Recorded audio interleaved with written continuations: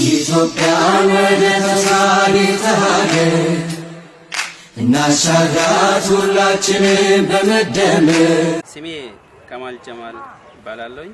በሀላባ ቁሊቶ ከተማ አስተዳደር የደነቤ የመጀመሪያና ማከለኛ ደረጃ ትምህርት ቤት ዋና ርዕሰ መምህር ነኝ። እዚህ ተቋም ላይ የተሰሩ ያሉ ስራዎችን ስንመለከት በትምህርት ቤቱ ዋናው ስራ መማር ማስተማርን ማከናወንና እንዲሁም በተማሪ ውጤትና ስነ ምግባር ላይ ለውጥ ማምጣት ነው።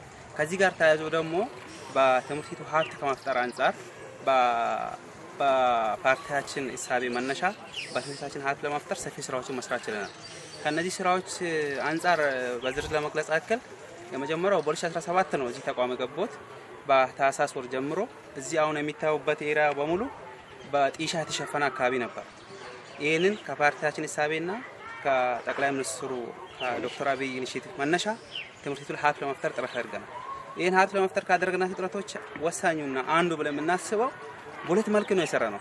ያም በቋሚነት በረዥም ጊዜ ሀብት የሚያስገኙና በጊዜያዊነት በቋሚነት የተከሉ ችግኞች በማይጎዳ መልኩ ሀብት የሚያስገኙ ስራዎችን ለይተን ሰፊ ስራዎችን መስራት ችለናል።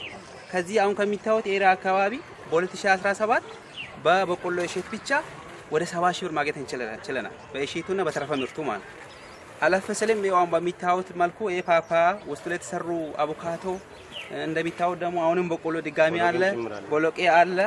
ይሄ ያለው በሙሉ እንደሚታዩት ሙዝ አለ፣ ምንድነው ቡና አለ፣ እንሰት አለ፣ አበሻ ጎመን አለ። እነዚህ በሙሉ በአንድ አካባቢ ላይ በዚህ በሚታዩት ከግማሽ ሄክታር ባነሰ ቦታ ነው ይሄን ማፍራት ችለናል። አሁንም በሚታዩት መልኩ እየለማ ያለበት አግባብ ነው ያለው።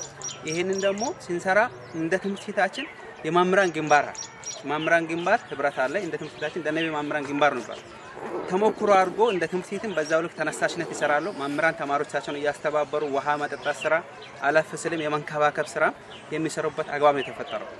ያን ደግሞ ምንድነው የሚያደርጉት እዚህ ተቋም ላይ የሰሩትን ስራ ወደ ቤታቸው ሁሉ ወስዶ ተግባራዊ የማድረግ ስራም ጭምር እየተሰራ ያለበት አግባብ ነው።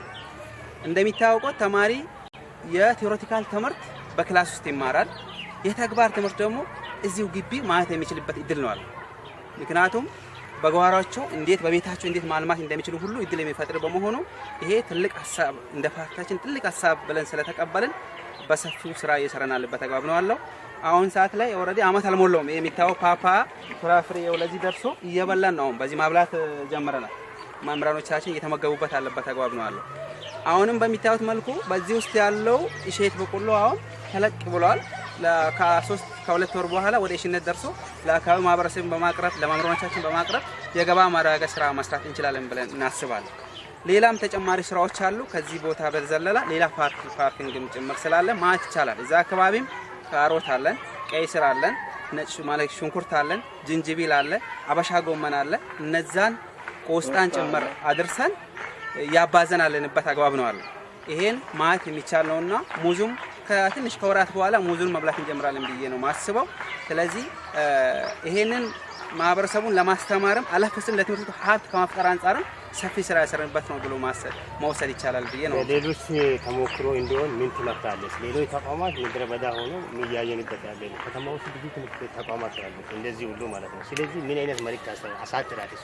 እሱ ላይ ምንድነው እንደ ተቋም የተቋም መሪዎች ወይም አመራር አካላቶቹ ተቋማትን በጥልቀት ማየት አለባቸው።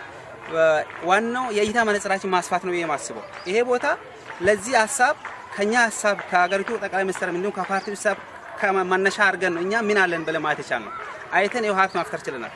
ከዚህ የበለጠ ሰፊ ተቋማት አላቸው አሉ ሰፊ የማሳ ቦታ አላቸው ተቋማት አሉና ከዚህ ተሞክሮ ወስዶ ያንን ሰፊ ማሻቸውን ከዚህ የተሻለ አድርጎ ማልማት እንደሚችሉ ማሳያ ነውና መጥቶ ልምድ ልውውጥ ማድረግ ይችላሉ የሚል መልእክት ነው አለኝ። እናመሰግናለን። ኢትዮጵያን ወደ ተሳሪተ ሀገር እናሻግራት ሁላችንም በመደመር።